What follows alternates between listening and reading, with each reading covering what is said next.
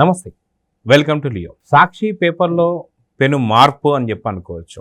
అయితే ఈ మార్పు జగన్లోనా లేదా భారతీ రెడ్డిలోనా అంటే ఇంకా తెలీదు. అయితే మొత్తానికి ఈ మార్పును చూసిన ప్రతి ఒక్కరు కూడా వాహ్ క్యా సీన్ హై అని చెప్పేసి అయితే అంటున్నారు. సో ఏంటా మార్పు అనే దానిపై మనతో పాటు సూర్యదేవ్ లత గారు ఉన్నారు. వారిని అడిగి తెలుసుకుందాం. మేడం నమస్తే. నమస్తే మేడం, చాలా కాలం తర్వాత సాక్షి పేపర్ గురించి చాలా పాజిటివ్ వైబ్స్ అయితే కనిపిస్తూ వస్తున్నాయి.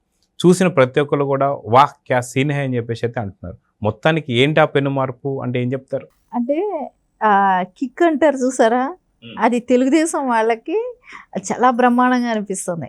ఏ పేపర్ అయితే పొద్దున లేసి లేని పోనీ అసత్య ప్రచారాలన్నీ చేస్తా తెలుగుదేశం మీద పడి ఏడుస్తూ ఉన్న పత్రికలో ఈ రోజులో ఫ్రంట్ పేజీలో ఫుల్గా ఎల్లో కలర్ కనపడటం, సో కిక్కే వేరే అన్నట్టు ఉంటుంది కదా తెలుగుదేశం కార్యకర్తలకు. అది కూడా కాకుండా ఇప్పుడు ఎన్టీఆర్ గారి వర్ధంతి జరుగుతున్న ఈ సందర్భంలో సో వేమిరెడ్డి ప్రశాంతి గారు వాళ్ళు యాడ్ ఇచ్చుకోవటం కానివ్వండి, అంటే అదే పత్రికలో వేమిరెడ్డి ప్రశాంతి గారిని ఎన్ని రకాలుగా దూషించారు.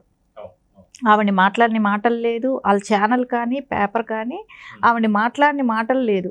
ఎంత ఒక మహిళని కూడా చూడకుండా ఆ రకంగా ఆవిడ్ని చాలా రకాలుగా బాధ పెట్టారు, ఒక మహిళని కూడా చూడకుండా.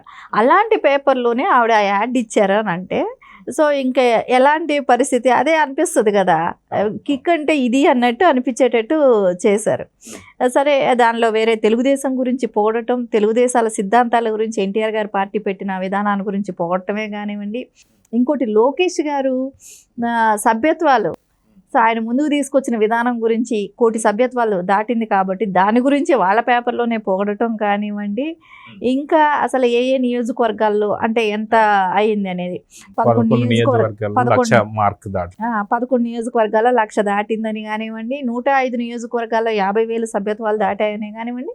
ఇలాంటిదన్నీ ఆ పేపర్లో రావడం అనేది ప్రజలకు అందరికీ అనిపిస్తుంది, అబ్బాయి ఏం కిక్ ఇచ్చారా బాబు అన్నట్టు ఉంది.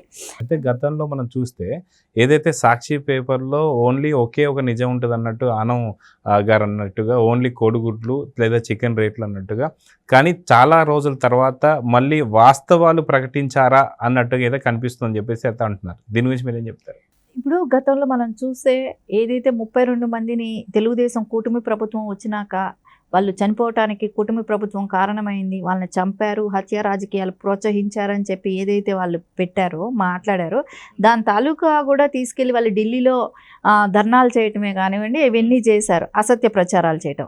ఇంకోటి మొన్న విజయవాడ ఫ్లడ్స్ వచ్చినప్పుడు కూడా అది కూడా ఏంటి, అమరావతి అంతా మునిగిపోయిందని ఎక్కడెక్కడో గ్రాఫిక్స్ అన్ని తీసుకొచ్చేసి అమరావతి మునిగిపోయిందని చెప్పేసి దాన్ని సృష్టించడం. మళ్ళీ ప్రకాశం బ్యారేజ్లో బోటు గుద్దుకొని చనిపోయారు, బోట్లు ఇదయ్యి అని చెప్పేసి ఎక్కడో బంగ్లాదేశ్లో చనిపోయిన వాళ్ళని ఫేస్లంతా తీసుకొచ్చి ఏపీలో జరిగిందని మాఫింగ్లు చేయటం కానివ్వండి, ఇవన్నీ చూసాం. అంటే రోజు నిద్ర లేస్తే ఆ పేపర్లో అన్నీ అసత్య ప్రచారాలే. సో మీరు అన్నట్టు నిజమే, కోడిగుడ్లు రేటును చికెన్ రోటీకి తప్పనిచ్చి ఇంకా ఏ రేటు దానిలో కరెక్ట్గా ఉండదు, ఏది న్యూస్ కూడా కరెక్ట్గా ఉండదు.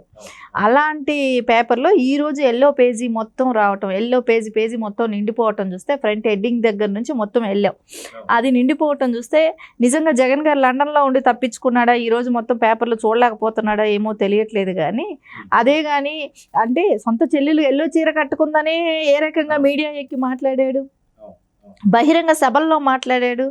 అంటే ఈరోజు వాళ్ళ పేపర్లో అంటే ఎంత సత్యం లేకపోతే నువ్వు ఈరోజు పేపర్లో వేసుకున్నావు అంటే నువ్వు అంగీకరించావు కదా, తెలుగుదేశం వాల్యూ ఏంటి, తెలుగుదేశం ఏంటి, తెలుగుదేశం క్యాడర్ ఏంటి అనేది ఈరోజు యాక్సెప్ట్ చేశాడు కదా.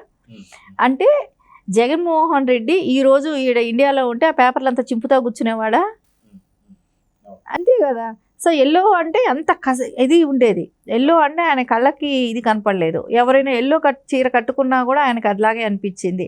సరే, ఇంకా ఆయనే కాదు వీళ్ళన్నా వాళ్ళు ప్రతి వాళ్ళని కూడా ఎల్లో బట్టలు వేసుకొని బయలుదేరిపోతారు, ఎల్లో షర్ట్లు ఎల్లో చీరలు కట్టేసుకొని ఇదైపోతారని వాళ్ళ నాయకులు వాళ్ళు మాట్లాడేవాళ్ళు, రోజా లాంటి వాళ్ళు కూడా మాట్లాడారు. సో వాళ్ళందరూ ఇప్పుడు ఏం చేస్తారు, అన్న పేపర్ చింపుతా కూర్చుంటారా? జగన్ అన్న పేపర్ని ఎల్లో పేజీ మొత్తం వచ్చింది కదా, చింపుతా కూర్చుంటారా? చింపాలనుకున్నా సరే ఎన్ని లక్షల పేపర్లు చింపే అవకాశం ఉందంటారా? అదే కదా. ఇప్పుడు ఎప్పుడైనా కర్మ రిపీట్స్ అన్నట్టు తప్పదు. ఒక న్యూస్ పేపర్ పెట్టుకున్నప్పుడు కొన్ని నిజాలు అనేది కంపల్సరీ నిజాలు అనేది రాయాలనేది పేపర్ సిద్ధాంతం, జర్నలిజం సిద్ధాంతం. కానీ అది వాళ్ళు ఎక్కడా కూడా ఇన్ని సంవత్సరాలు దాన్ని అసలు తుంగలో దొక్కేశారు, పాటించలేదు. అది సొంత ఎజెండాగా పెట్టుకున్నారు. సో ఈ రోజు నా పేపర్ నడవాలనంటే ఎన్ని అబద్ధాలు రాస్తేనో, రోజు అదే ఉంటేనో పేపర్ సంస్థ అనేది నడవదు, మూత పెట్టుకోవాల్సిన పరిస్థితి. కానీ ఎన్ని రోజులు ప్రజలు దాన్ని చూడరు, దాని వాల్యూ పడిపోతుంది, దాన్ని ఎవడు పట్టించుకోవట్లేదు. సో ఇప్పుడు మళ్ళీ వాళ్ళకి తెలుగుదేశమే గతి అయ్యింది. ఆ పేపర్ నిలబడాలన్నా కూడా, ఆ సంస్థ నిలబడాలన్నా కూడా వాళ్ళకి ఈరోజు తెలుగుదేశమే భిక్ష పెడుతున్నట్టుంది. సో వాళ్ళకి వేరే ఆప్షన్ లేకుండా పోతుంది. సో వాళ్ళు యాడ్స్ కోసమే కావచ్చు, ఏదైనా సరే ఈరోజు మళ్ళీ తెలుగుదేశం వాళ్ళు సపోర్ట్ చేస్తేనే, కూటమి ప్రభుత్వమే కానివ్వండి, తెలుగుదేశం వీళ్ళే కానివ్వండి, నాయకులు సపోర్ట్ చేస్తే కానీ మళ్ళీ ఆ పేపర్ నిలబడే పరిస్థితిలో లేకుండా ఉంది. అంటే ఇప్పుడు తెలుగుదేశం ఇవి ఇచ్చి తెలుగుదేశం వాళ్ళని కూడా కొనేటట్టు ప్లాన్ చేస్తున్నాడా, ఆ పేపర్ని చూడాలనేదేటట్టు. అంటే ఏంటంటే మేము న్యూట్రల్గా ఉన్నాము అనేది ప్రజల్లోకి తీసుకెళ్లాలని చూస్తున్నాడు. సో ప్రజలకు తెలుసు, నువ్వు డబ్బుల కోసం యాడ్లు ఇచ్చుకుంటావు కానీ నీ న్యూస్ అయితే అట్టాగే ఉంటుంది అనేది తెలియదా ఏంటి?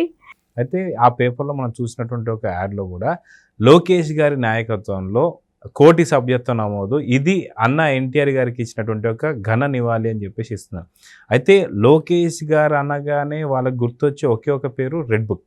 కనీసం రెడ్ బుక్ ప్రస్తావన కూడా లేకుండా లోకేష్ గారి నాయకత్వంలో, అంటే టీడీపీ మొత్తం కూడా ఆయన నాయకత్వంలో ఉందన్న సంగతి అందరికీ తెలిసింది.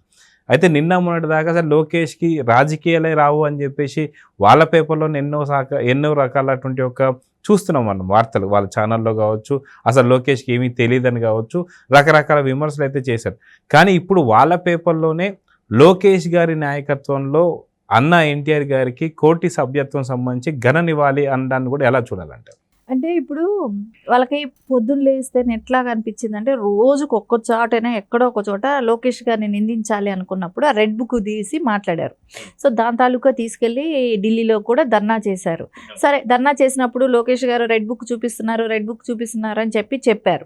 సరే, అక్కడ అప్పటికీ అన్నారు, అసెంబ్లీలో బాబు గారు చెప్పారు, హోమ్ మినిస్టర్ చెప్పారు, లోకేష్ గారు చెప్పారు, అందరూ చెప్పారు. ఎవరైతే చనిపోయి ఉన్నారో వాళ్ళ పేర్లు ఇవ్వండి, వాళ్ళ మీద ఎఫ్ఐఆర్ కేసులు పెట్టున్నారంటే ఆ కేసుల తాలూకా ఇవి ఇవ్వండి, రిపోర్ట్స్ ఇవ్వండి అంటే ఎక్కడా కూడా పొందుపరచలేపారు. అంటే ఏంటి, జరగని ఇన్సిడెంట్ని ఓన్లీ లోకేష్ గారి మీద నింద వేయటం మొదలుపెట్టారు.